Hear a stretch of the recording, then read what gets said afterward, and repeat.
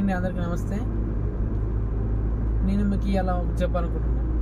ప్రతి మనిషిలో ఒక జర్నీ ఉంటుంది.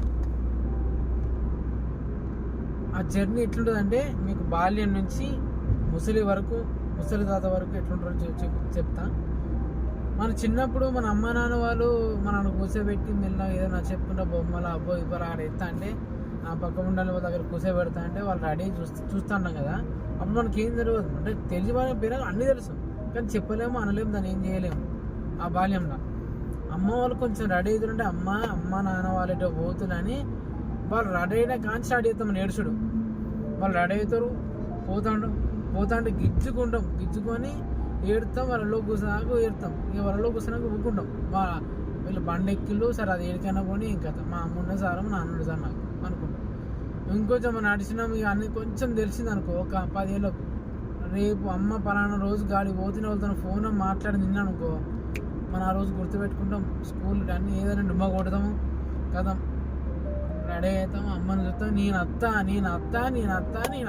అని ఏడుచుడు. వాళ్ళు సరేరా అనే దాకా మనం ఏడుచుడే. అట్లుంటుంది ఆ జర్నీ మస్తు అనిపిస్తుంది. అమ్మ కాలం మీద కూర్చోబెట్టుకున్నానే మనం కిటికి వెళ్ళి సైడ్కి వెళ్ళి ఇట్లా తొంగి చూసుకుంటా ఆ ఫీల్ వేరే ఉంటుంది. అసలు గుర్తులు ఎట్లా అంటే నీకు అసలు గుర్తులు ఎట్లుంటాయంటే అప్పుడు చేసిన జర్నీ ఇప్పుడే మనం గుర్తుపెట్టుకోగలుగుతాం. సరే కొంచెం మనకు గ్రాడ్యుయేషన్ 10th క్లాస్ వచ్చినాం, ఇది నీ పెళ్ళి పోతున్నాం, పక్క ముందు వాళ్ళకి పెళ్ళి, అరే హైదరాబాద్ అంటే పెళ్ళి, అరే అక్కడ నిజామాబాద్ అంట, అరే సపోజ్ ఆ గావూర్ అంట అని అంటారు.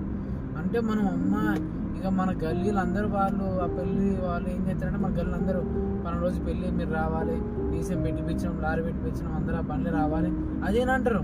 ఇక మనం ఎంటర్ చేసి అమ్మ అని ఇక రెడీ అవుతాం. మన ఫ్రెండ్స్ అందరూ గ్యాదర్ అయ్యి ఆ లారీలో పోయి పోతా అంటే ఒర్రుడు కేకులు మస్తు అనిపిస్తుంది. ఆ ఫీల్ గుర్తుంటుంది ఎప్పటికీ.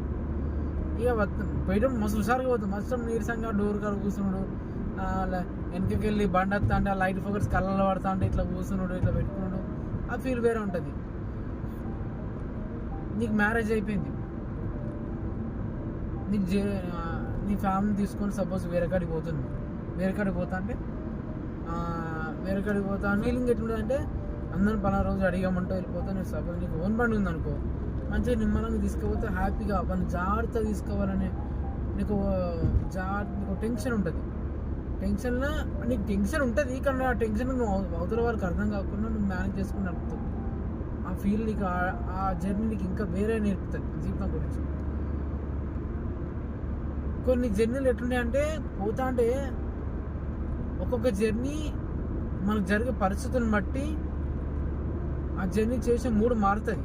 ఇప్పుడు సపోజ్ నేను హ్యాపీగా ఉన్నా అనుకోండి, నేను హ్యాపీగా ఉంటే జర్నీ చేస్తున్నా, నేను హ్యాపీగా ఉంటే నేను స్పీడ్గా పోను, ఇంకా రిలాక్స్గా పోతా, కొంచెం ఆనందం పడకుండా సాంగ్స్ పెట్టుకొని వినుకుంటా హ్యాపీగా పోతా అంట. కొంచెం బాధ ఉందనుకో, ఏదో వాళ్ళు చెప్తా టెన్షన్, ఎవరిని ఆరం కొట్టినా వాళ్ళకి సీరియస్ అవుతా, ఇంకా ఏంది వీడు అనుకుంటే సీరియస్ అవుతా, కొంచెం టెన్షన్ పరిస్థితి బాగా వెళ్ళిపోతాడు. ఎవరి కోసం సంబంధం లేదు, నీకు వెళ్ళిపోతూనే ఉంటావు. నీకు ఒక 30-40 years వచ్చినాయి, సపోజ్ నీ ఫ్రెండ్ కూడా వేరే అన్నావు.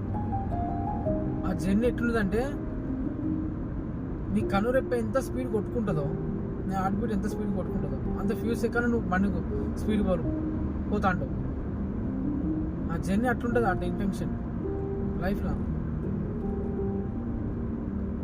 నీ ఏజ్ అయిపోయింది, 50-60 వచ్చేసాను.